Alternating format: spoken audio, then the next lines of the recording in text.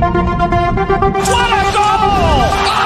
everyone, Mr. Devil here, Kenny Danico, 3-time Stanley Cup champion of the New Jersey Devils, and you're listening to the Uncle Puckers New Jersey Devils podcast. Let's go Devils! Welcome, everybody. We are the Uncle Puckers, Tim, Bob, and Chris, which seems to be the regular trio lately. So I was thinking real quick that since we like always holding off on doing a Devil because we want to have the four of us or whatever, I think that we need to start over fresh, the three of us, and we do it every week. At least we know we're going to get it in every week. I mean, even just the cumulative scoring doesn't really matter. The fun is in the game. Right. So regardless of who's got the most wins and all that, even though I was starting to pick up on Tony, regardless, it doesn't matter. Yeah, it was. No, you really weren't. I would check. Tony is so far ahead of you guys. It's ridiculous. I know. He really is. He's like Rain Man with this stuff. It's crazy. It's unbelievable. I did it once. The one time that I got it quick was probably the last one that we did. It was the Kevin Ball one when Dan said he played auto 67s, and I jumped all over that one. Yeah. So, but it's Saturday night. It is exactly 2 weeks from today until we see our next Devil game. Kind of have two games that we can discuss today. The shit show that was the Vegas Golden Knights, and this, pretty strong effort against the Habs today. Really want to kind of touch on both those games with you guys and talk a little bit about kind of what needs to change on this team, because I think it's obvious that the group of guys that we have right now are only going to take us so far, and it is time to look towards some trades with hopefully some term guys that are going to maybe stick around here for a few years and replace maybe some guys that aren't producing. So I do want to jump into all that with you guys. But before we start, Bobby, what's the matter? Well, I have a story that's similar to what you went through last week. So Thursday, during the terrible game, I was at Quizzo. I was invited to Quizzo. I was doing a Quizzo at a restaurant. Quizzo. Yeah, I got like a DJ. Sub place? What's that? Is that an old sub? Quizzo the game at a restaurant. I was thinking of Quiznos. Yeah, like a trivia, like trivia night, like a trivia thing. All different music clues and all this weird stuff. So, anyway, while I'm there, I'm about 3/4 of the way through a very delicious enchilada at a restaurant I've been wanting to go to for years, El Pastor. It was fantastic until I bit down. Oh no! And the searing pain and the crunch on the right side of my mouth was just so intense. It felt like a piece of bone was wedged into my upper tooth. Jesus. It ruined the rest of the night. Now, I have since checked. I don't have a crown missing. I don't appear to have any cracks or broken tooth. I don't know if just the sheer impact was enough for like the root system to really be hurting, but that's exactly what it feels like. It feels like this is like inside my teeth. I can't chew at all on the right side of my mouth since this happened. And again, no visual cracks that I'm aware of.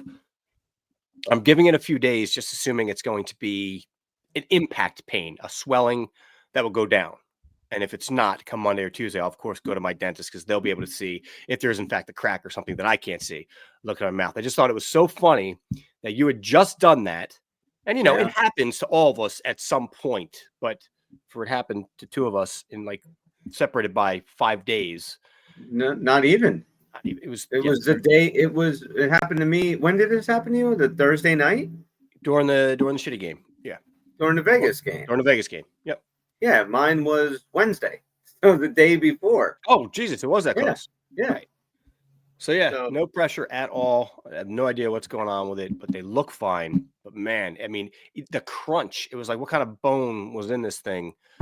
I've torn a tooth before or a cap on something soft like Wheaties, where it's just one of those fluke things, like it was ready to go. This was like an impact crunch, like somebody just threw a rock in my mouth right when I was biting down. Oh, that's so weird. Yeah.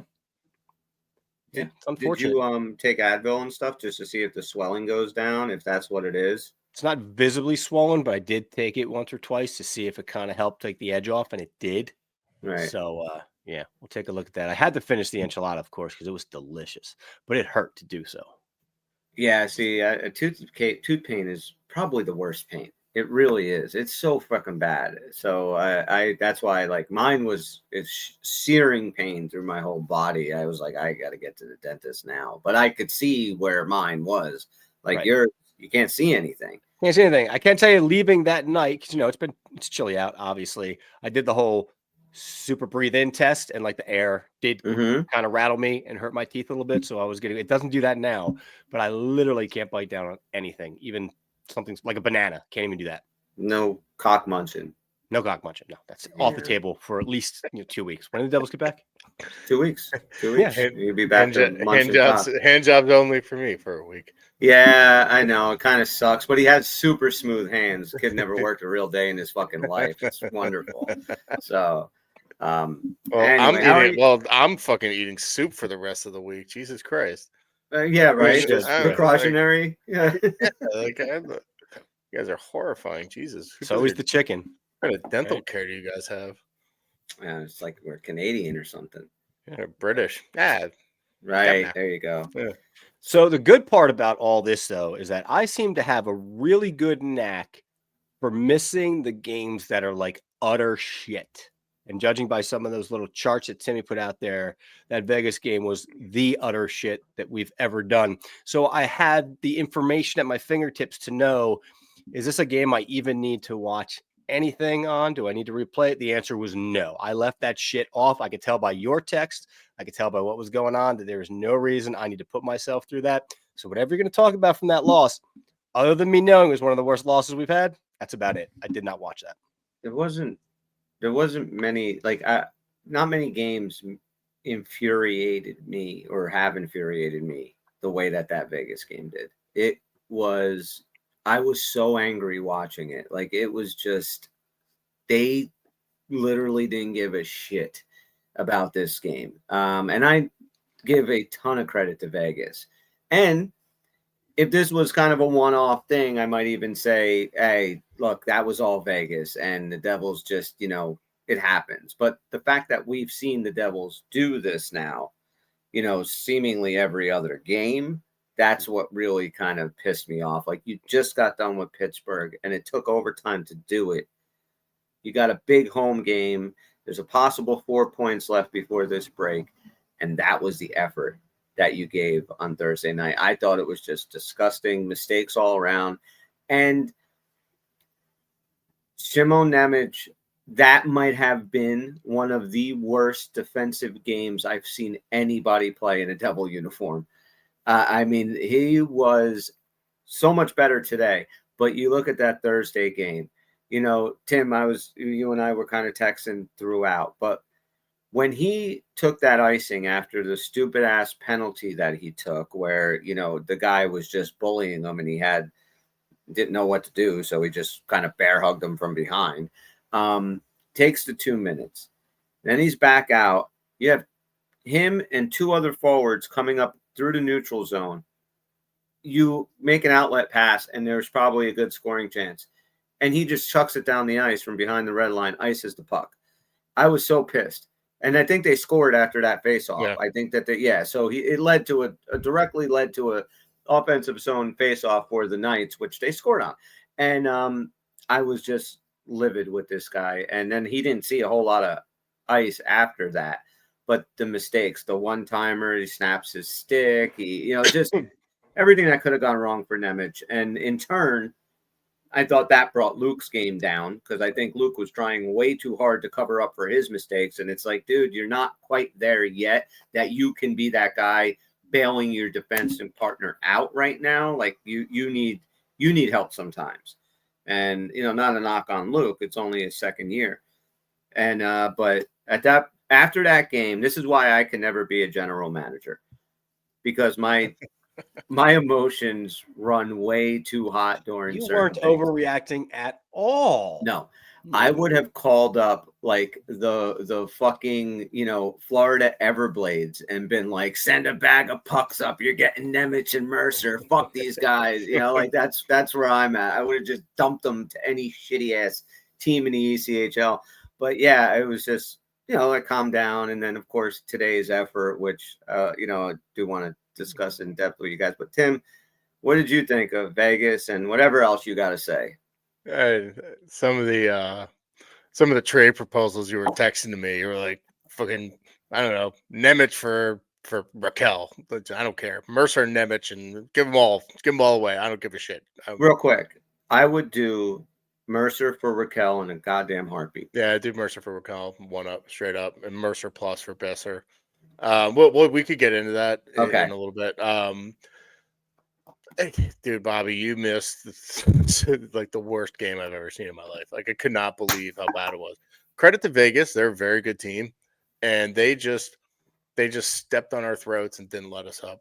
We couldn't get anything going through the neutral zone. Every time we dumped the puck in, well, half the time we couldn't even get to the point where we could dump the puck in.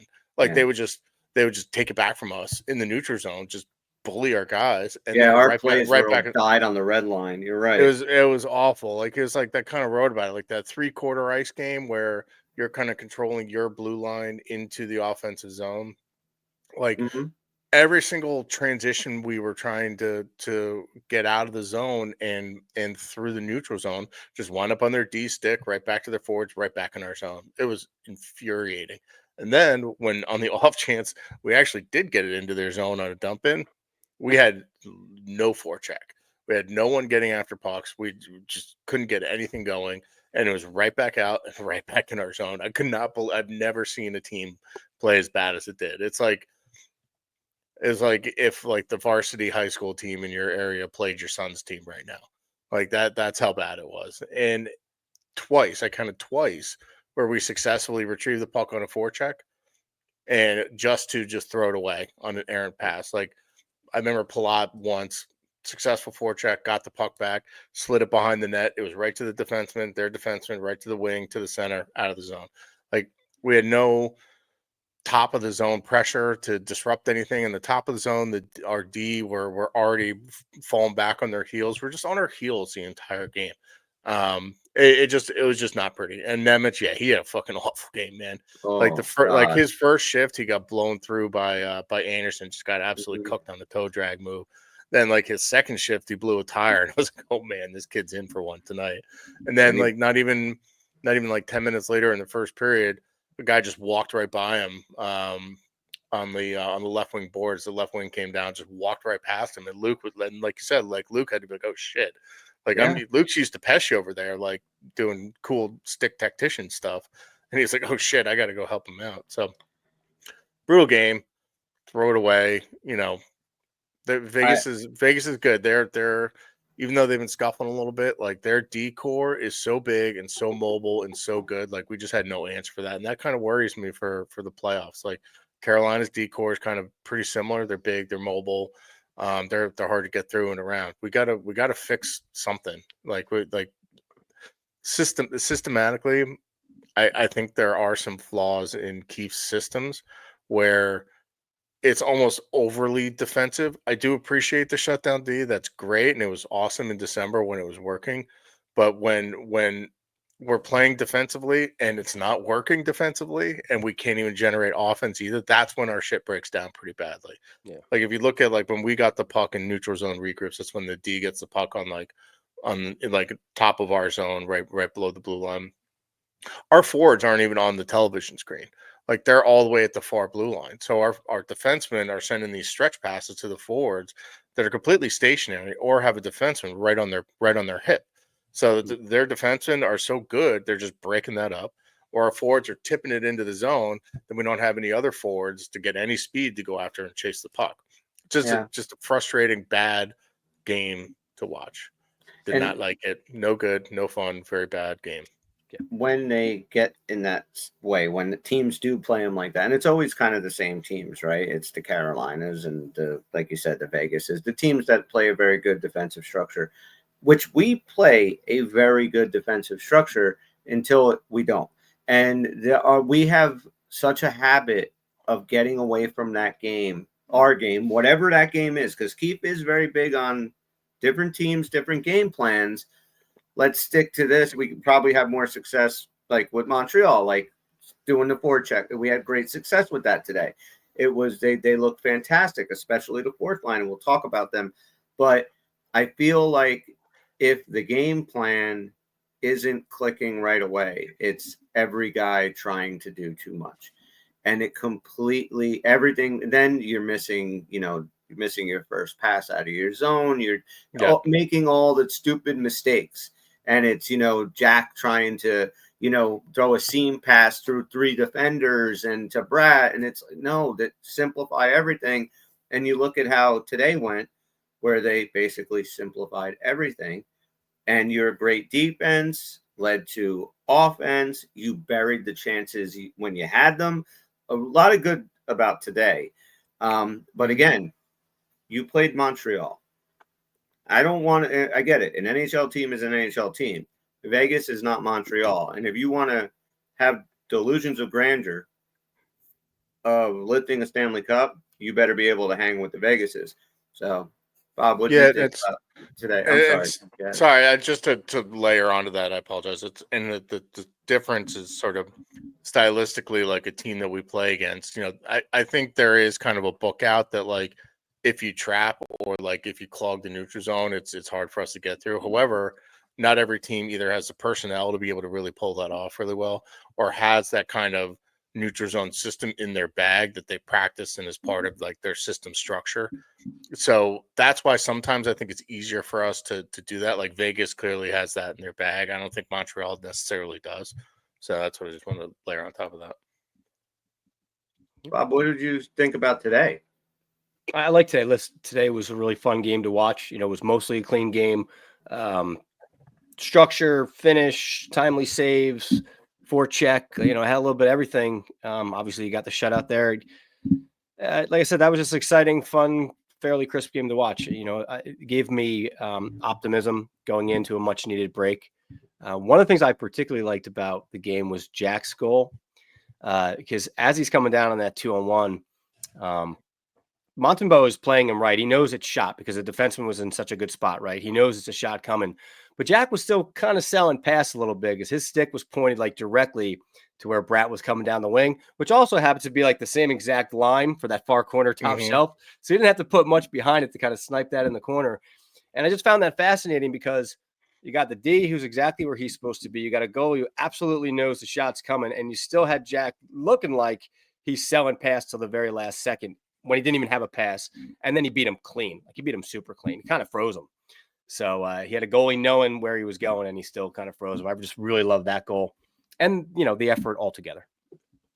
So that's something. Just show that replay to your kid, just about the sort of deception, because like when you're handling the puck and coming in on a goalie, if you have it on like the shooting side where you can either shoot or pass, like it's much harder for a goalie to read that. Like if you have the puck in front of you and you're stick handling in front of you, and this is where Jack kind of gets into problems during a shootout. Like if he's stick handling in front of him, like that's going to be a deke. Like you can't shoot with the puck like this.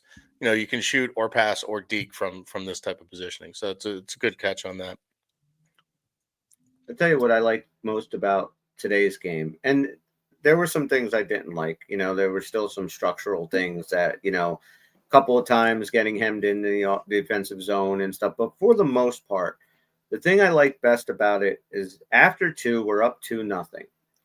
Going into a third against a team that has to get these points, Montreal. They have to get these points or else. I mean, this loss was really bad for them. It kind of took them out of the chase right now. So when we're up 2-0, third period starts and we're starting on a penalty kill, we kill it off and then we bang 2 quick goals. So I love the killer instinct. Like you said about Vegas putting their foot on your throat and choking you out. That's what we did to Montreal today in that third period. And that's what I liked best about it. It wasn't, we're going to try and play this prevent defense and, hope, it's only a 2-goal lead at that point. Montreal gets one, things change, the Devils tighten up. But no, that Jack snipe was brilliant. And then Luke, that CNI puck, a great shot, and boom, 4-0. And now you can kind of breathe. And, of course, 15 seconds left, you get a bullshit penalty shot called. That I don't know. That was bullshit, right? That was bullshit. Bullshit. That was bullshit. That doesn't happen. In my opinion, that does not happen in any other arena.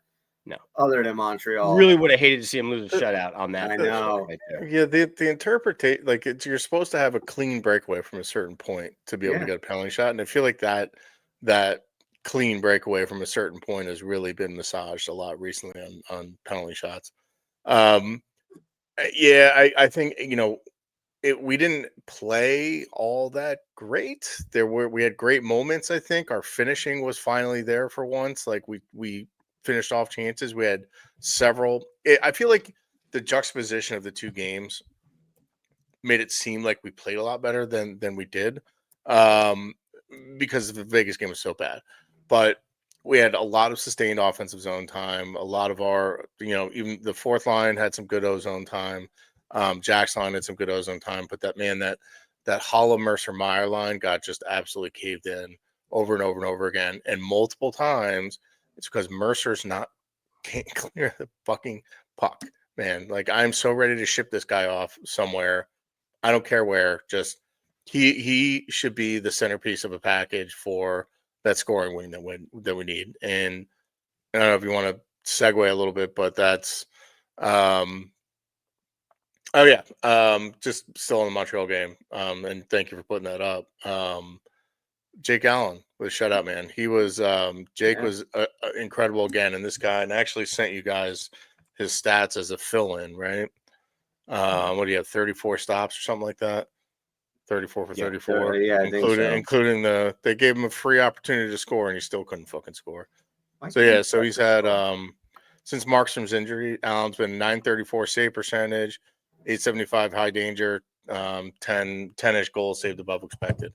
Now Jake Allen is actually in the entire league on Money Puck. He's in the top 10 for goals saved above expected. So he's awesome. A top 10 goalie. Markstrom's still sitting at 12th, but like that's he's right ahead. The guy he's right ahead of is Igor Shesterkin. But that's Hellebuck, Thompson, Decor, Dostal, Gibson, Gustafson, Blackwood. Mackenzie Blackwood is 7th.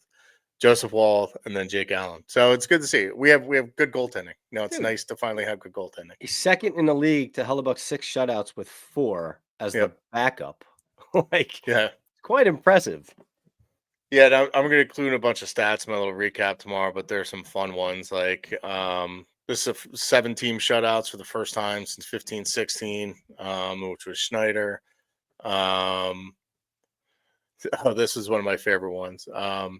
Jack went 359 games without a shorthanded goal, and now he has 2 in 4 games. It technically wasn't a shorthanded goal, but I'm going to give him credit for it because of the penalty just ended. It basically was a shorthanded goal. Yeah. So what if Jack has figured out the penalty kill now and how to be dangerous on the penalty kill? Like, it's over for the rest of the league. Sweet. I agree. So anyway, I'm ready to ship Mercer off for whatever we can get from a scoring winger. And I put this in my last recap. I think like the kind of 3 main pieces that we can make work, especially if Mercer's going the other way. Hold on. Sorry. So Chris just put a banner up, okay, and it's great. But Chris, you've seen Lego Batman, I'm sure, right? Yes. So at the end of your little thing here, it gets Allen got his 4th shutout of the year. Let's go, Devils! Clap, clap, clap, clap, clap. And all I can think of is Lego Batman when he's blinking, like blink, blink, blinkety, blink, blink. Before we do the talk of some all right. Sorry, I'm getting ahead of myself. No, it's fine. I do want to discuss some possible additions or subtractions on this team, but we have to give a shout out to our Hockey Podcast Network sponsors. This ain't the little itty bitty teeny tiny bowl. This is the Super Bowl. And that's right. It's Super Bowl 59, and you can get in on the action at DraftKings Sportsbook, an official sports betting partner of Super Bowl 59. Scoring touchdowns is key to hoisting the Lombardi Trophy, and you have a shot to score big by betting on them at DraftKings Sportsbook, the #1 place to bet touchdowns. And new customers to DraftKings can bet just $5 and get $200 in bonus bets instantly. It's super easy. All you got to do is download the DraftKings Sportsbook app and use code THPN.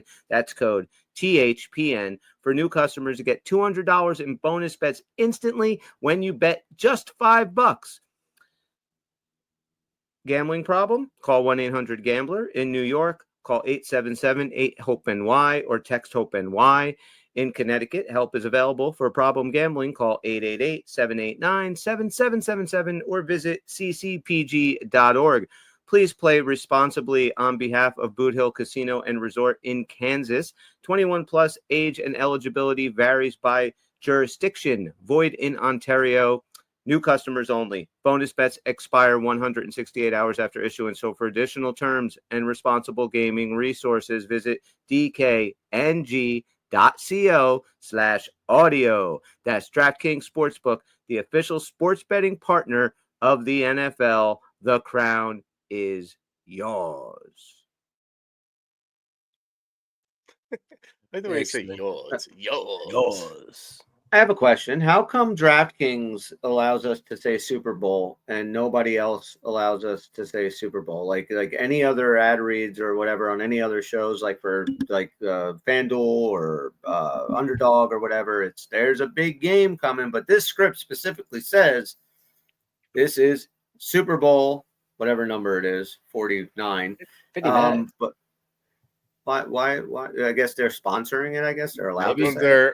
It's so those types of deals, and it depends. And the sportsbook stuff's been a little different because there's so many sportsbooks, and a few leagues have taken kind of an egalitarian approach to it, where they let all the sportsbook be kind of sportsbook partners of the leagues, so they can all use kind of the rights and marks. I think the NFL and DraftKings is some sort of exclusivity around that, for them to be the only like sports book to be able to say that. So that's probably negotiated into the terms of their partnership. They're also doing, I think DraftKings is doing the Manning brothers Kick of Destiny thing. No, or that's whatever. FanDuel. Is that FanDuel? Kick of Destiny, yeah. Yeah, I can't even tell the difference between the two. So it doesn't matter that one says it and one doesn't. Like, I thought it was just kind of odd. But back to the Devils, we can do a little Super Bowl picks at the end of the show and sure. See how that goes. But like, it was nice today to get that little bit of depth, right? Cotter scoring from the third line, Luke getting the goal from the blue line. That was nice. And the two big guys, it was nice to see Bratt finally net a goal. I know they were talking about it on the broadcast, but man, it's a nice pass from Tatar too. Yes, Tatar worked hard on that. And the bottom, though, is still broken. And we have got to get better all around. But I think I'm thinking there's 3 positions that need to be filled. And I don't know if we're going to be able to go and get 3 guys, but that's my opinion of it. And I think Mercer absolutely should be a trade candidate. I just, we're not getting what we should get from him. And if you were to, like we said, Mercer for Raquel, 1-for-1, I would do that in a heartbeat. Raquel is such a more dynamic player. I mean, this guy took Sidney Crosby's spot last night against the Rangers. He was fantastic in the dot. He scored a goal. He does all the right things. He's hard on the boards. He's a hard guy to play against. And he's a legitimate sniper. 24 goals already on the year. And you put that dude with Jack and Bratt, I think it completely changes the entire dynamic of that line. And then you're able to, like you said, move Plot down. The other spot is 3C. We saw Jake Evans today in Montreal. That kid is good. And he's good in the dot. And he plays hard. He's tough. He's physical. And then you need somebody else on that. I would say those 2 are the most important. I would like to see another guy maybe in that third line winger role, like have a let's say, like you said, Trent Frederick, a guy like him that can play with, let's say, Evans and Palat on the third line, and you can kind of move Holla down to the fourth and play with Bastion and Lazar whatever you decide to do with that fourth line.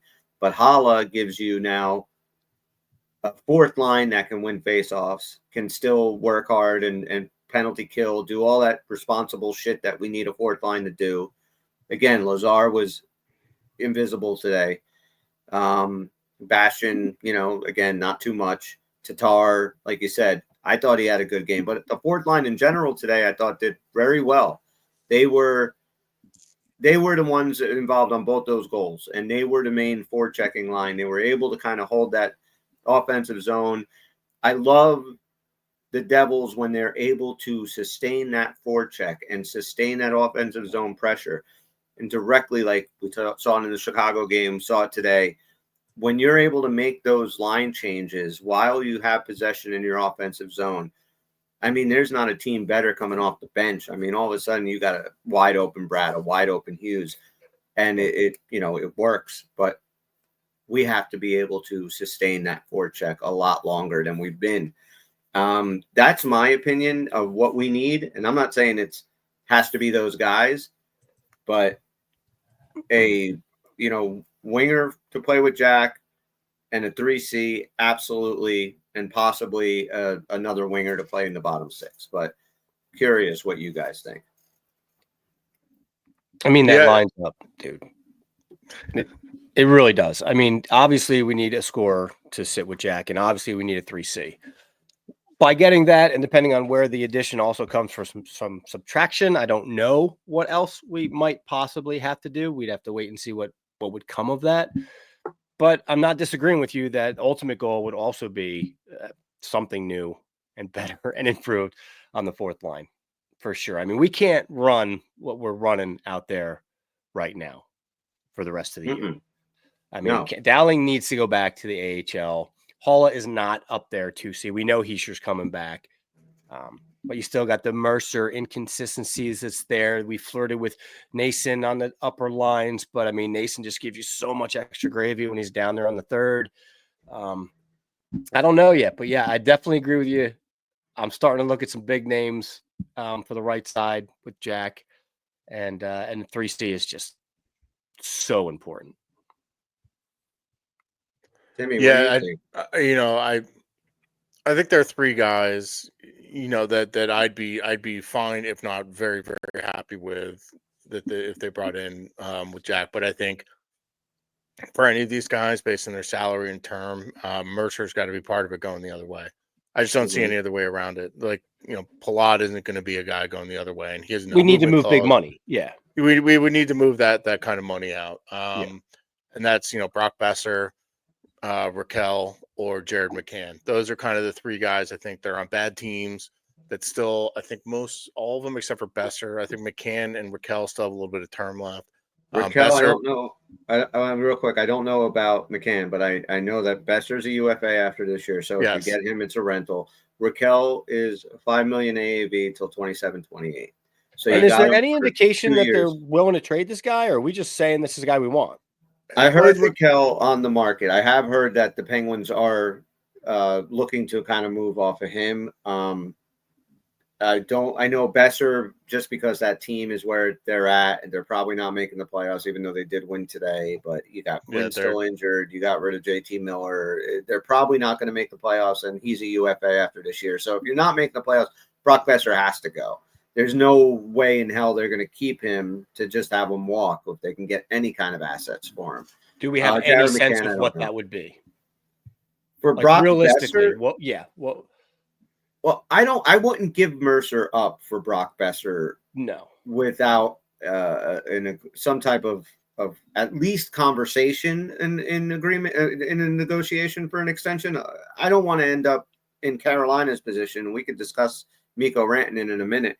But, you give away Mercer. He signed for another, 3 years after this? Something 2 like after that. This, I think. Can you guys hear me? Yes, we can hear you. Your face isn't moving again, but we hear you. Well, I know on my screen, I'm just a black circle. Mercer's 1 of 3. Yeah, 2 more years after this. So right. So are you going to give up Mercer with 2 years left on his deal for a rental? No. I don't know. So I would. Yes, you would. I would. Okay. Yeah. Because look, if it doesn't work, if Boeser doesn't sign an extension, all right, then we have that money to go fix that hole and have more time to fix that hole with the guy that we want. And Okay. I just like, I think one way or another, Mercer's just not cutting it for me. Like So it's I safe think to say that you're done with Dawson Mercer. I'm done with Mercer, especially if it brings us that better piece. And the one thing that kind of was interesting to me is, and it was probably in an Elliot Friedman report. And I don't know how long ago it was, maybe like a week or so. Basically, it was, if Vancouver's going to move Boeser, they want a young mid-20s forward. Okay. And I was like, we have one of those. We do. And Jack I Hughes to think Vancouver. you stop that. But you know what? Like, if it doesn't work out long term with Boeser, then that gives us salary flexibility in the offseason. Then we have Okay. Gritza coming I gotta over. admit, I didn't think about it that way, but I really want him on the team. Brock I want Boeser. yeah, Boeser. I want him here. I want him playing with Jack. I've just been looking at him lately. I love his size. I love his skill set. I think it's a perfect fit. We got to go for it.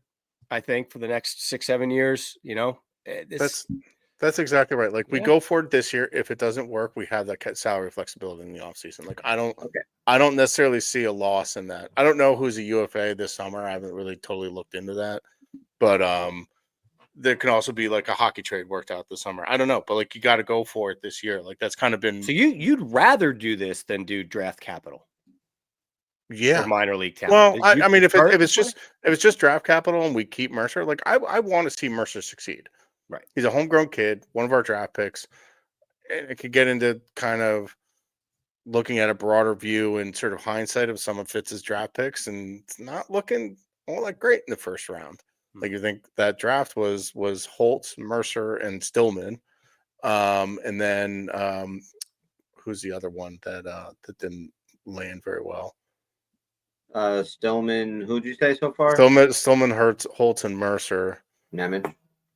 Oh, well, yeah. I mean, Nemec, I still think is going to be very good. He was good against Montreal. He had 2 very nice stretch passes, set Brad up for a nice play in the first period.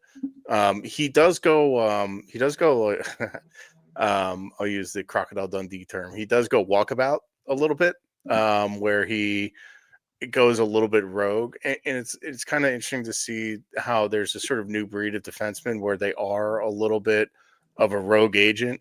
I don't know if Nemec is good enough to be doing that at the NHL level, but you watch a guy like Zach Werenski, like, he's a fourth forward these days, but he also has the speed and capabilities to get back. Like, half of Vancouver's offense runs through Quinn. So I can still see the idea behind it, but I just think he needs to kind of simplify his game. But Right. but like, we could have Logan Cooley and Shane Wright and not really be talking about, our scoring problems, needing to trade for another forward. So I don't know. Like, that's all hindsight is 2020 type of shit, Sure. So let's say that we trade Mercer for either Ricard Raquel or Brock Boeser. All right. So I think we're all in agreement. Mercer goes out of here and we get Jared McCann. All right, let's keep it with Raquel and Boeser for the conversation right now. And then we want to get Jake Evans from Montreal, right? I think we're all kind of cool with him on a 3C. Does anyone else have other guys that you like better? I like Jake Evans the best out of any possible guy. Again, another guy, they know they're not going anywhere. They're going to have to move off of him. I don't know what his contract is, though. I think it's like it's not much. It's like 1.7 or 1.8 or something. My computer's term, right?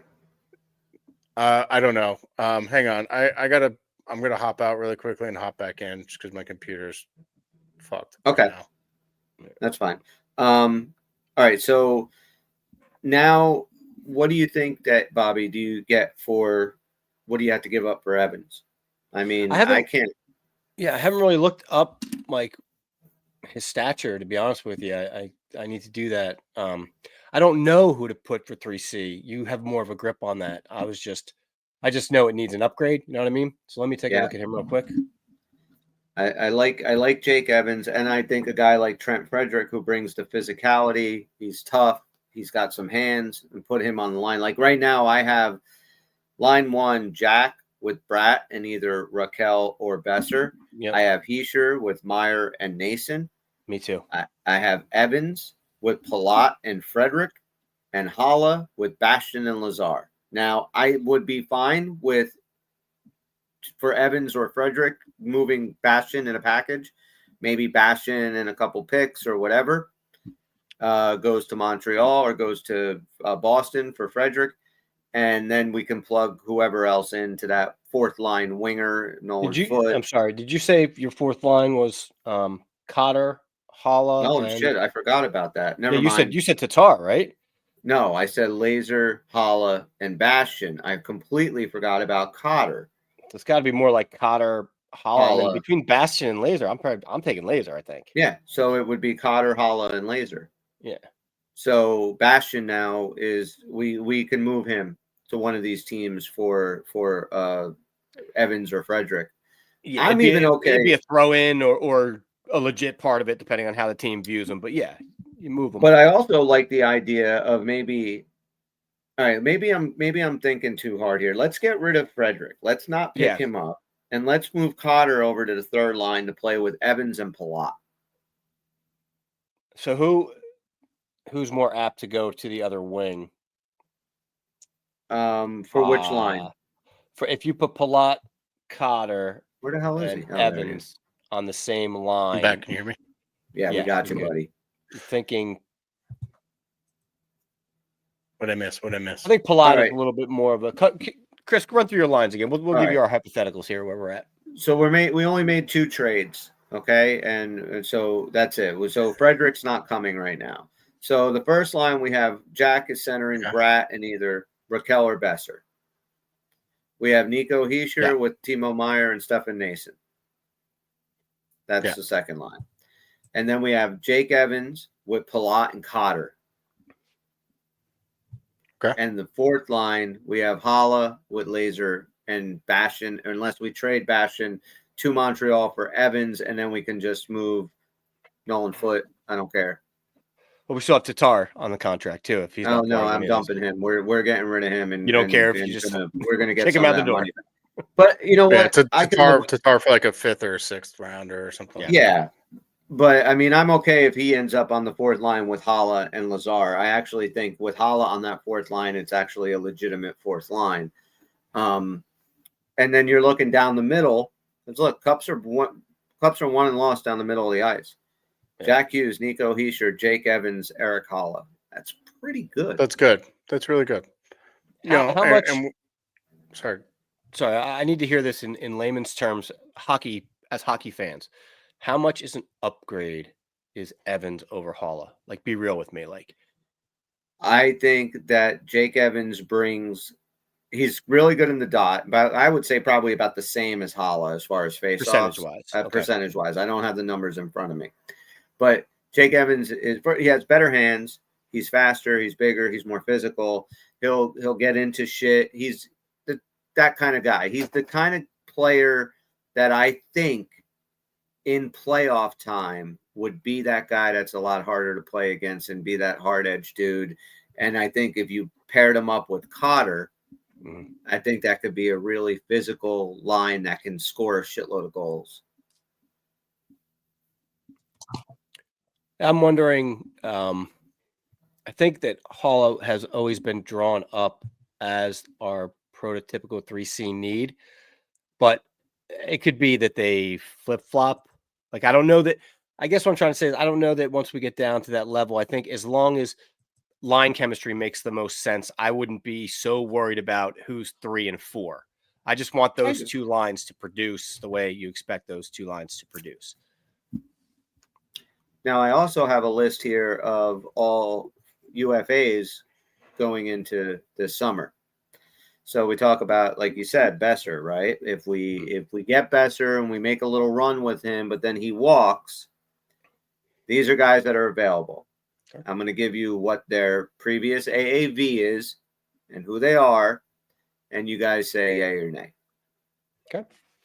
John Tavares, $11 million. I'm a nay on John Tavares. Anybody else? That's it. That's all you're giving us. This is just Yeah. Yeah. Okay. So, but he's also a center. Yeah. So, I mean, not Yeah. really a position of need. I mean, he's probably going to sign. I think he's going to probably sign a cheaper deal to stay in Toronto. I agree, but he is a UFA. So I'm just Cheaper than saying the that- 11 he's making now, or Yeah, he'll cheaper probably than take a discount. like He'll 14? probably go to Yeah, he'll probably go to like Yeah. 9 or 10. Okay. Yeah, I don't see him as the perfect fit, but I need I to hear don't the know whole that list, much. of course. Left wing, Mitch Marner.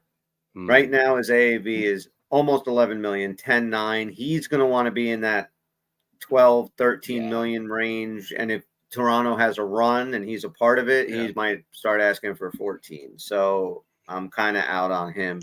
We already have like 90% of Marner with Jesper Bratt. Like what I need to see what Bratt does in the playoffs. Like I defend him to the death all the time. But Yeah, Marner, he needs to have a and he are playoff this year. kind of the same, where can't do what he know, did the year with against the Rangers 2 years ago. No, then it becomes a pattern, and that's a problem. Yeah. Now, the next guy, I absolutely love this player. And it's so weird because we just brought him up. It's Mikko Rantanen, right? And he's right now with Carolina, and his AAV is 925. Okay, so $9,250,000 is his AAV. He's looking for he's looking for Nate McKinnon money, 13, 14 million. This is crazy because reports just came out today saying that the Hurricanes are not against the possibility of trading Mikko Rantanen before the deadline, because apparently they're getting about as much contract action out of him as Colorado got, which is nothing. So he hasn't said that he wants to sign. He hasn't said that he doesn't want to sign. He has said ungats. So Carolina's got to learn how to trade for term. What the fuck are they doing? And also, have you seen Rantanen's stats since he's been on Carolina? He's like hurt 2 now. points. Doesn't have He has like 2 points in like 6 games, and he's hurt now. And he's hurt. So, but we all know that he's a fantastic player, and he's a game changer. He's a guy that can just at any point put your team on his back, and he can win you games. We've seen him do it for years in Colorado. It's just really strange to me that you traded Marty Necas, who, look, we all hate, and I didn't think that guy fit as a Carolina Hurricane for some of his shenanigans that he pulled this year. Just really wasn't kind of in the not really the MO of what the Hurricanes do. But he's gone. He was still a great point producer for you. He was having a career year. You move him and you move some assets and you get Mikko Rantanen, and now 2 weeks after trading for him, reports are coming out that you might look to move him again. That is absolute management malpractice, in my opinion. Like, unless you can move him for a shitload more than you gave away to get him. Right. But if you're already looking to move him, every team knows you're desperate and you want to get rid of the guy.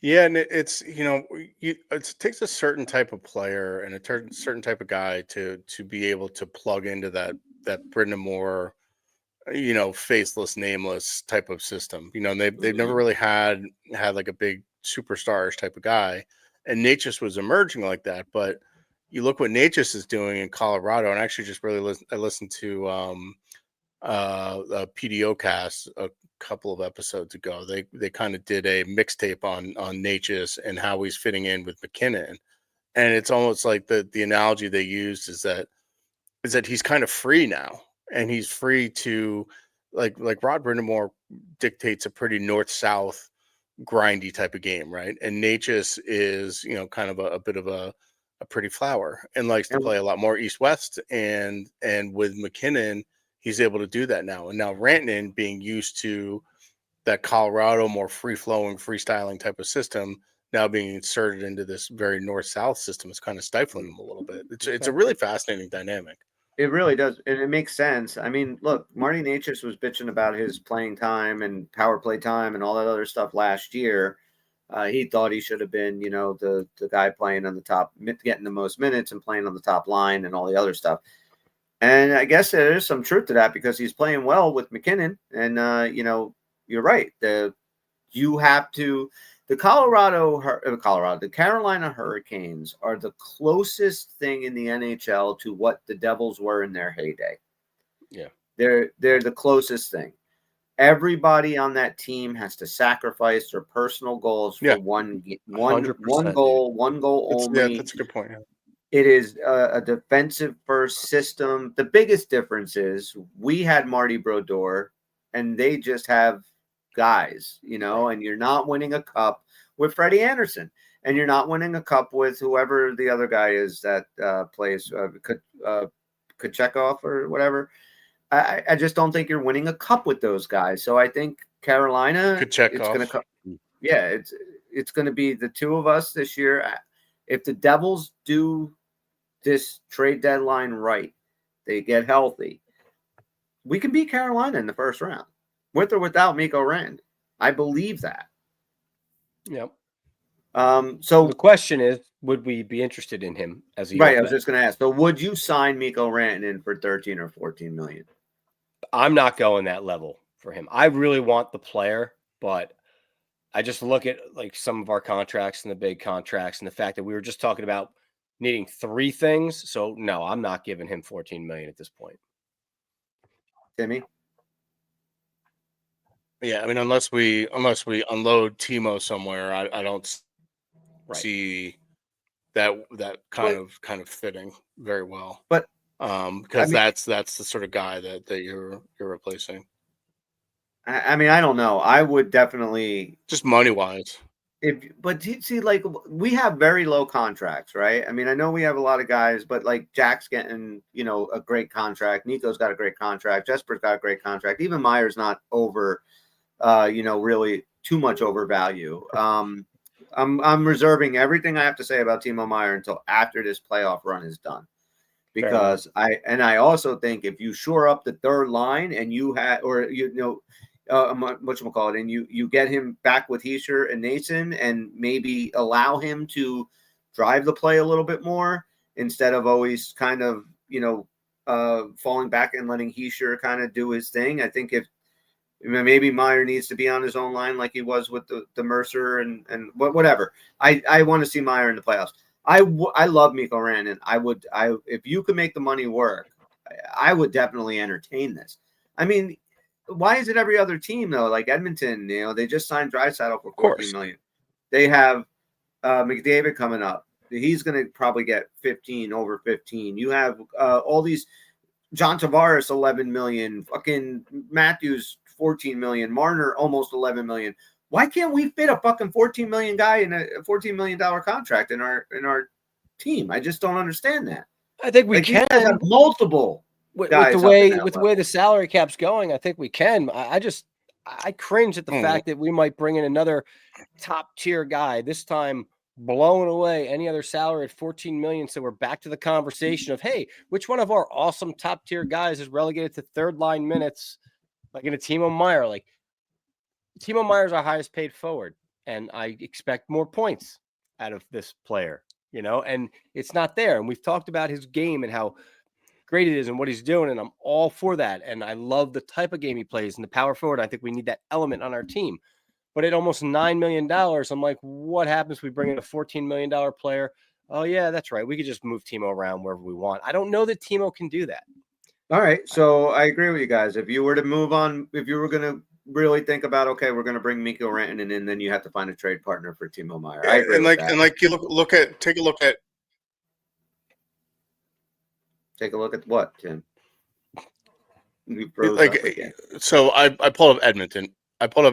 I'm sorry, my internet's really choppy. Okay, that's right. We hear you now. I think the weather around here is kind of affecting me pretty badly. It is a nice you look at Edmonton's roster. Right? Okay, so Connor's looking at next year's salary, right? Connor McDavid's 12.5, Draisaitl is 14. The only other big contract they have in the books is Darnell Nurse at 9.25. That's why they can afford it. Everyone else on the roster makes $3, $4, $5 million. Okay. Not that much, but they have Bouchard that's coming up, who's going to be an RFA, so he's going to be another big. So we have Timo makes 9, Dougie makes 9, Jack makes 8, Brat makes almost 8, Nico makes 7. I guess when you add up all the 8, we have 6 guys. Yeah. Yeah, like it's like 3 guys versus 3 times 15 is the same as 5 times Right. whatever it All is. right, so I I find. didn't do Oh that wait, so math I quick have in to my head. choose Oh. Miko or Timo. I would like to. I still am reserving everything until after the playoffs, but at this moment, right now, I would take Miko Rantanen over Timo Meyer. Okay, next guy on the list, Nikolai Ehlers, left wing, out of Winnipeg, $6 million a year right now. I don't have any of his numbers, so I don't know where he's at. Are you looking that up, Bobby? I'm going to try to pull that up. Yep. All right, so you can let us know what his numbers are. I love And his Ehlers. size. He's 28 years old. That's all I know. I mean, I guess maybe if I click on him here, I might get some info. I love Ehlers. Yeah. All right. So it's 6 million. I don't have any of his stats. I just have his contract here. He signed a 7-year, $42 million contract with the Jets. And it's up this year. His base salary of 6.7 and the cap hit of 6. So you got any of his numbers? No, how do you spell it? I'm not coming up. Where am I? Nikolaj Ehlers. I got him. Yeah, he's 6 million this year. He's a UFA. Right. He'll probably be around 8 or so next in his UFA contract. Is that a guy that I would be surprised if he doesn't resign? But is that a guy? Regardless of that, is that a guy you would take? So I love Ehlers. I think he's just a fucking unbelievable player. He has 48 points, 40. He's a point per game guy. He'll be $8-9 million. The only problem is he's 6 foot 170-ish. So like he's kind of another fleet-footed Jack Hughes-ish size guy. He is small. So do we want more guys like that? Or do we still try and fill out? I think we can win with this core. I think we haven't gotten the complementary pieces right yet.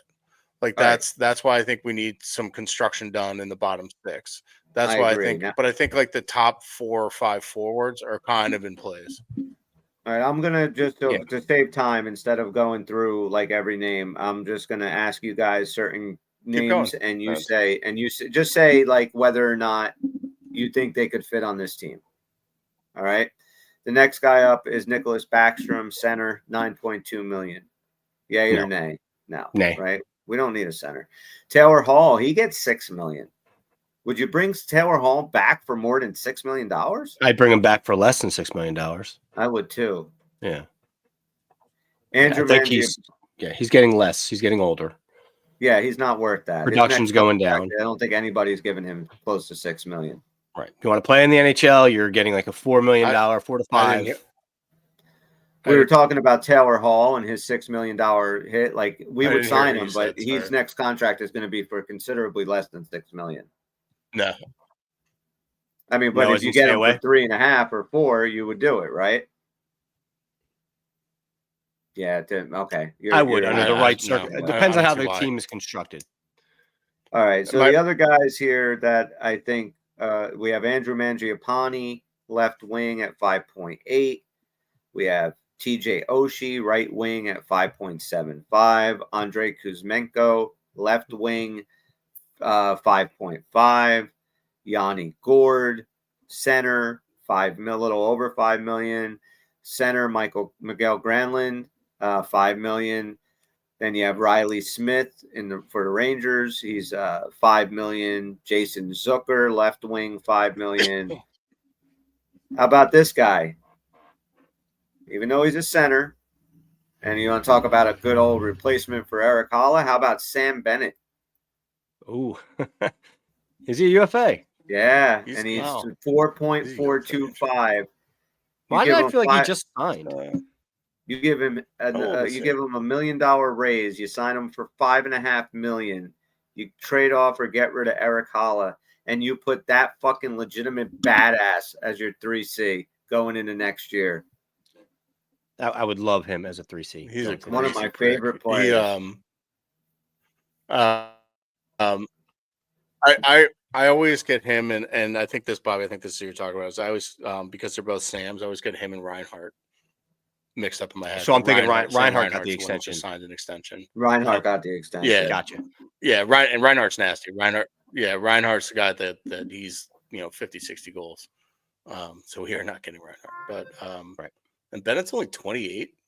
God, I thought he Yeah. was like 33. Yeah, I'd Yeah, absolutely that's go after him. awesome. And it's he's that kind of greasy prick that you need in the playoffs. Oh, That's he's what a I like fucking about him. animal. He's an Like we missed out animal. on JT Miller. I just never thought that was actually anything realistic. Would have loved to get that kind of Like play style on our team. But Vancouver's now 6-1 without him in the locker room, and the Rangers are falling apart. Well, no, they pulled it off Yes. I tonight. don't know.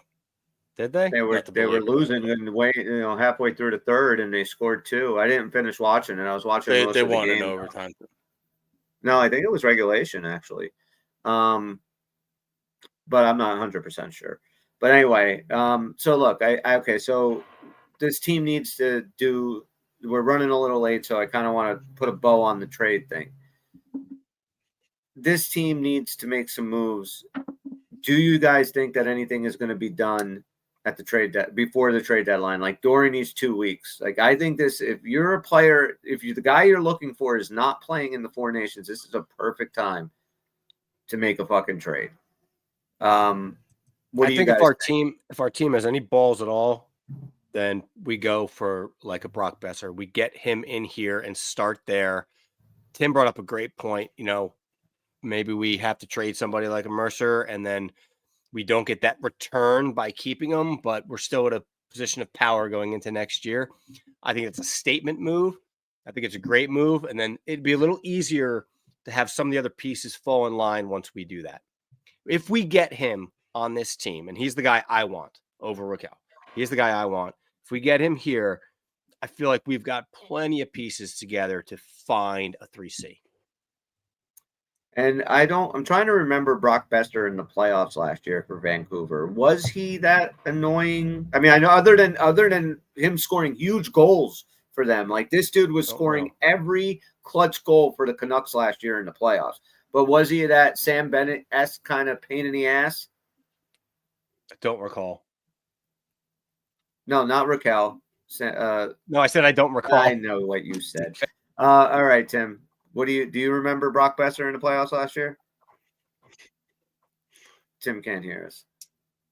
You guys sound like a couple of robots to me. So okay.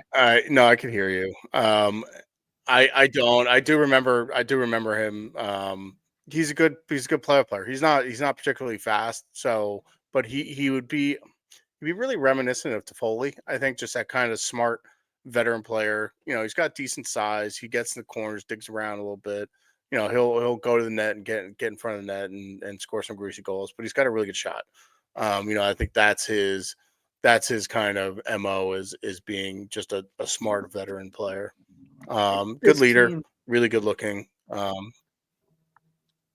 you guys think this team has gotten a little complacent with like the core guys? Like when you see the lazy play, when you see the stuff like that, like don't you think shipping Mercer off would shake up that entire fucking dressing room?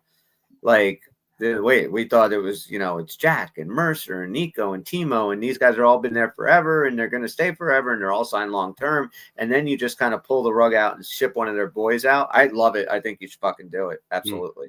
But I'm wondering if they have never had that, right? They've never had, like, Timo came, but nobody left that was on the roster.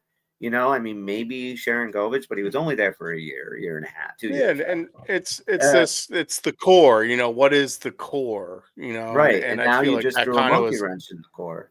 I feel like that was kind of is Mercer part of the core though? Because he's not, these one of these 8-year deals. I'm starting to look at our team. If you look at like throughout the entire year, I'm starting to really feel that the core might only go as far as Jack Hughes, Nico Hischier, and then maybe you can get into a philosophical debate about some of the younger guys on defense and what they're going to become. Because when I look at a guy like Bratt, love him, but as core, you can't keep disappearing for 20 games at a time. Timo, love the type of game you play, but have we ever really gotten the Timo we thought we were going to get?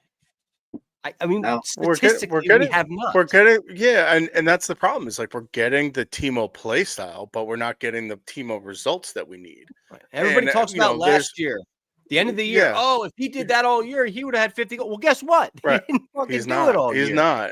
He was hurt all last year. Great. He's not getting power play one time. Well, he was on power play one, but they took him off. Like, If it's he were getting very hard. It's getting hard on power play one. He'd be on power play one. It's No getting doubt. hard to defend Timo. It's really getting hard to defend Timo when he continues to not produce like this. Brad, I agree. however, You is said on today, right? You were Brad, like, oh, Brad, you're however, expecting big things. Brad, however, Yeah, has I was 12 expecting a big points. game from him. Brad has Yeah, 12 I Brad's get- just points putting up 8 points. games. by I the way. get that, but Brat for me, like I just always wait for like the big goal. Like you're one of our top guys. You break us out of slumps. You score first like you did today to get us going. Like I just always expected more of that from Brat. Right now, I feel like if it's not Jack or Nico, and Nico hasn't been here, a lot of guys take a lot of time off in Bob, between. you have that is so absolutely 100% true on every level. All right, if it's not Jack and Nico, look. I like Jesper Bratt a lot, but Bobby, you're 100% right. Like, is there a more? I've said this to you guys before. I'll ask: is there a more all sizzle and no steak player in the fucking NHL? A guy that wows you to death when he's coming through the neutral zone and puts on these great moves and spins. I was like, holy fuck! And then he shoots it wide. He shoots it in a goal. He shoots it, never scores, never finishes. It's like, great, dude. It's you puck handle great. You're fast, but make some fucking plays. Put the team on your back. Sometimes I go back to last year. We had Mercer. Heischer and Jack out of the lineup. You're the next dude up, man. Like, you should have said, all right, I'm going to put this team on my shoulders, me and Timo, and we're going to fucking win some games. He was invisible. And let's not even discuss 2 years ago in the playoffs when his only goal was an empty netter. All right. He was nowhere to be found again. But so I'm with you. Goals. Like, you're talking about goals, though, and he's not a goal Yes. scorer. Like you're talking about goal. Like he's sixth in the league in assists. He's 11th. I feel like he's paid to be a goal scorer. Do you get that? Yeah, because he's not a exactly. goal. He's a playmaker. Like, he's an assist guy. Like, that's what he's always been. He'll put up maybe 25, 30 goals. That's not really like a goal scorer. That's But my here's my problem is point. we don't. But Why is everybody hell bent on putting Jack and Brat together if they're both playmakers? Like, who the Yeah. fuck's scoring for them? Yeah. I mean, because you're they both playing do, with because Jack Hughes. Your job is to score goals. I'm I mean, sorry. half the season he didn't play with Jack Hughes, though. Jack scores and Jesper scores, He's and that's playing- the beauty of the two of them playing together is that they both can score at any given time. Like that 2-on-1 that Bobby was just describing. Is Jack going to score? Is he going to shoot? Is he going to pass to Brett? Yeah. I don't know, and that's going to throw the goalie off. Look, That's why Jesper- they both can score, but they're no both. We have a large. Sorry to I'm arguing this because I will defend Jesper Bratt to the death. That's But- fine. Do it. But we have a large collection of volume shooters and passers that aren't like a pure shooting. I get that. and we But don't this- have that. And Brad's not that guy either. And I don't think that should be the expectation for him to be. This That's, is the I guess what point. I'm saying. That Bobby is making. Back to the point. I agree that it's Nico and Jack. Like, I wouldn't be Jesper. I mean, Jesper Bratt could be traded this year, could be traded next year. Like, I see every single one of those guys, other than those two, being, like you said, a couple of the key young defensemen that wait and sees. I get that, but like anybody else on this team, if you trade, you trade. If Fitzgerald believed, or any GM believed it was going to make your team better, and I'm not. I don't want to think. You think I hate Jesper Bratt, but Jesper Bratt does not perform as far as being a goal scorer. And when you are playing with Jack Hughes, I'm sorry, you got to bury a lot more than what you do. And this is the interesting dynamic of this problem. We're talking about a guy who is 1 point under Jack Hughes for the team lead in points. Jack's Right. 65, he's 64. It's not that he's not producing. And I do love Jesper Bratt. I'm just saying He hasn't gone more than two games without adding to the score sheet, without putting a point on the board. I He's get one what he does. of those guys that We puts all get points what on he the board. does. Like, he needs to create goals. That's what he does. Like against Vegas, like the only goal we scored on the power play was because Jesper Bratt dug the puck out, got the puck to He's Nason. one of the best players on the team. I completely agree with you. But I'm So what's the saying, problem? was that? So what's the problem? The problem is that he does not score at the rate that he should. He is so freaking good. He makes these beautiful plays, everything like that, but he never buries the puck. And I understand what you're saying. He's not a goal scorer. Well, you know, you have tons of opportunities, right? And it was the first one in 20-something games, like Bobby said. Jesper Bratt cannot take 20 games off to fucking between scoring goals. It's just, you get paid a lot of money on this team. It's just, I don't care about the fucking assists. You don't fucking win games if you have, you know, the most assists. You have to score goals. This guy has to score and score clutch goals, and Jesper Bratt doesn't do it enough. Is all my. Well, if you get an assist, that means a goal was scored, does it not? Of course, it does. It does. But again, so score clutch goals. But if his primary skill set is playmaking, then why is setting up goals? Nobody's scoring at the rate that we want. We're one of the most snake-bitten teams. But Jesper Bratt of all of our problems. Jesper Bratt does, you how can you say that Jesper Bratt is not a streaky goal scorer? Of course he is. Right, but he's always has been. But he also doesn't make $12 million. That's fine. I like that. He makes 7-inch. Look, if we want to, if Ottawa collapses and Brady Tkachuk suddenly becomes available, I will drive Bratt to Ottawa. All right. I love how you just did. You are defending your guys. Doesn't matter. It's like it doesn't matter what you're saying. You will defend. I like that. I appreciate. Yeah, that. Because because I think that asking. I just want you to admit. I just want you to admit that Jesper Bratt does not score nearly as much as he should. But should he? But is that our expectation? Yes, okay, well, hang on. All right. But we don't have time to go through all the numbers. We'll continue this argument later. You're going to sit there and you're going to like my fucking numbers. I know. The listeners I'm just saying, talking numbers again. So throw out the numbers. Hang on. His career Bobby, this is more your point. You should defend this more. Listen, throw out the numbers. Anybody who watches the Devils, there are only a couple guys that don't seem to take 4, 5, 6, 7 games off all the time. That was my point. We are a better team with Jesper Bratt. Jesper Bratt is a great hockey player. He's only 1 point off the lead. I get it. I'm just saying the guy has literally been removed from the equation sometimes.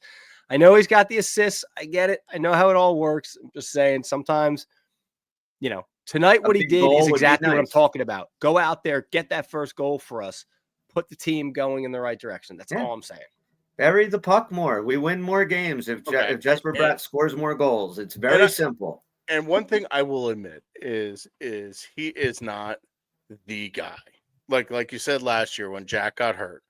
We needed Jesper to step up, and he wasn't the guy, and we needed him to. He was still getting points, but he I don't want to say he's a passenger because he's not. Because he is one of our drivers. He's not a driver. He's a driver. But he's not the guy.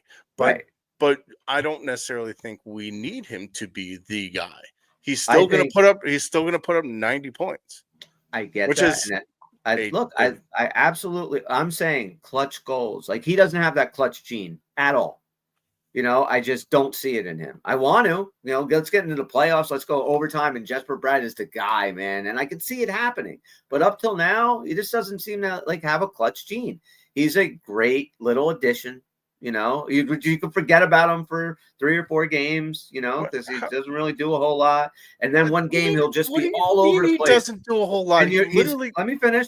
He's all over the place. And you're like, wow, man, he played great. And then you look, he had secondary assists on a goal and, should have scored 4, but he didn't. He's not clutch. I'm with Bobby on this. I'm with it. We need more than for this team to go where it needs to go. Jesper Bratt has to score more fucking goals. It's that simple. I don't give a fuck about the assists. He's got to score more goals. Dude, okay, so you want guys, this is cool. We've got our first on-air fight in 3 years. Oh, well, don't get now wait, hang on. Fucking stop agreeing with everybody. You want to start talking about Dougie Hamilton? No. I don't want to get rid of Dougie shoot Hamilton. The puck, Dougie. I do want to discuss possibly. Look, we can Brad's career high in goals is 32 2 years ago. He scored 27 last year when he set his career high in points, right? He also had 56 assists. This year, he has 17 goals. That's on pace for about 25 goals, which is almost right on track with where he's been. The expectation for him to be a goal scorer shouldn't be the expectation because he's not a goal scorer. He's a playmaking I think we also assist need to guy. remember he's a 6th-round fucking draft pick. You're a hockey player and a stat guy, which I can appreciate. I love numbers and all that. But there's a lot of just regular fans out there who pretty much thought Jesper Bratt was brought in here to score goals. Like, I'm just saying, like 30 should be his expectation. He's under that blip of a 35. I would like Bratt to be a 30-60 guy. 30 goals, he's 60 assists, supposed 90 to points. be. Yes. He's supposed to be 30. He's not even supposed to be in the NHL because he was a 6th-round pick. Stop. And he's Come on. 5'10". It doesn't matter. He's supposed to be a 30, You just brought it up. 60, 35, 60. That's who he's supposed to be. And he's not. He doesn't score enough goals. And look, and I don't think that's a knock on Jesper. Timo Meier is the guy that's supposed to score enough goals. Yes. That's the guy that's supposed to score goals. And not he is an not. argument for me. Hey, well, how come? All right. Let's just put it out here real quick, right? Since if Jesper Bratt is not here to score goals, if he's a playmaker, why isn't he ever shuffled down to the third line? Why is it always okay for Timo to be thrown down there and his expectations, but not a guy like Bratt who put Bratt down the third line and we get a sniper for him? All he does is get assists. I mean, we need the bottom 6 to get working. Then put Bratt and Timo together. I was calling for Bratt. Who's on the first line? I was calling for Bratt, Nico, and Timo to be put together. I'll do it. Bratt, Nico. Yeah, didn't he do that right before the injury? Right, that was the game in Boston where those guys were together, and Jack was with Nason and Cotter, I think. Or no, maybe. And then because Meyer was with Dowling and Mercer. I'm sorry, I got those mixed up. Anyway, I don't know if they played together. Meyer, Bratt, and Heischer. I don't think they have. Not this year. Look, both those guys. I mean, I think that yes, they do a lot of other stuff, but I think both those guys we can categorize as Devils that are supposed to be scoring a lot more fucking goals than they do. Absolutely, and I hope that they get unlocked. And I think maybe bringing in some more skill, bringing in some other guys like we talk about, Brock Boeser or Raquel or, an Evans, and putting those guys into the lineup. I think just some new faces, some new skill sets. I think this team is it's kind of getting old. I'm kind of tired of seeing.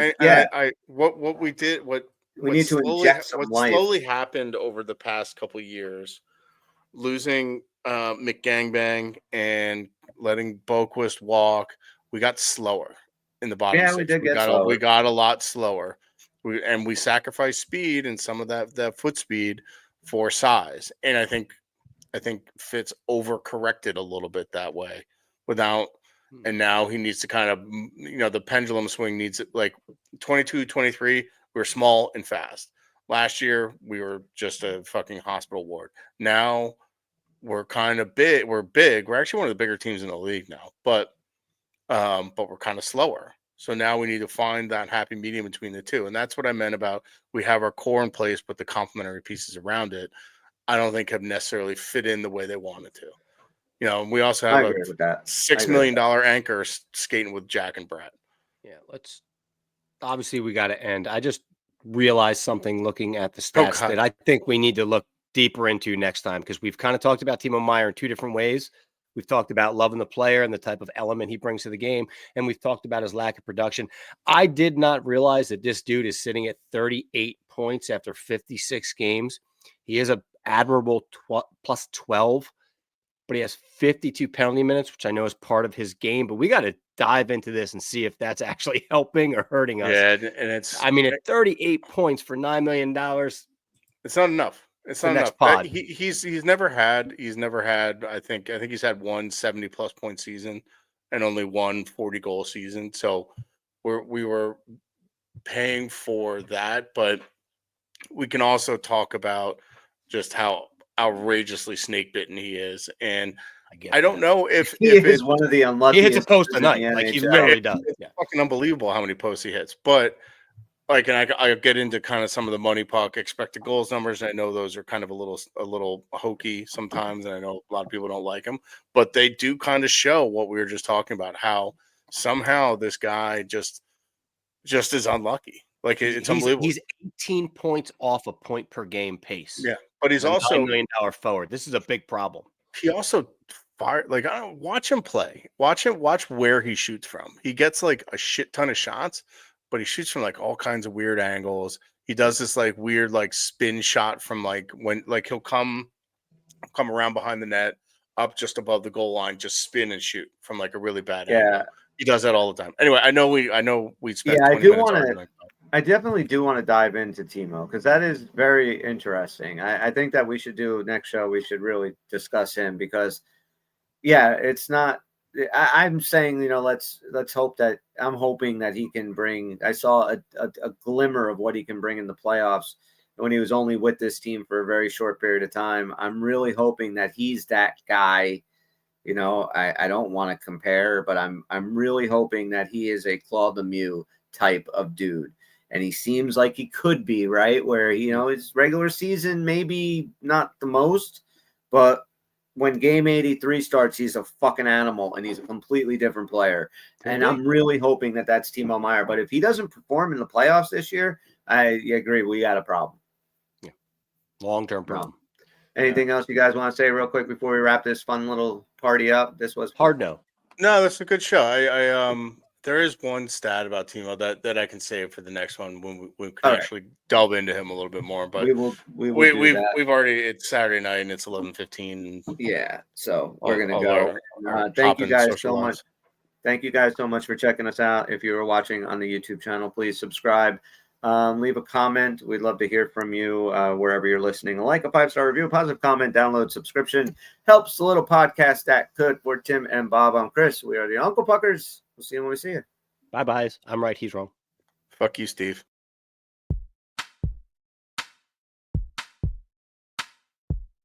It's over, Johnny. It's over.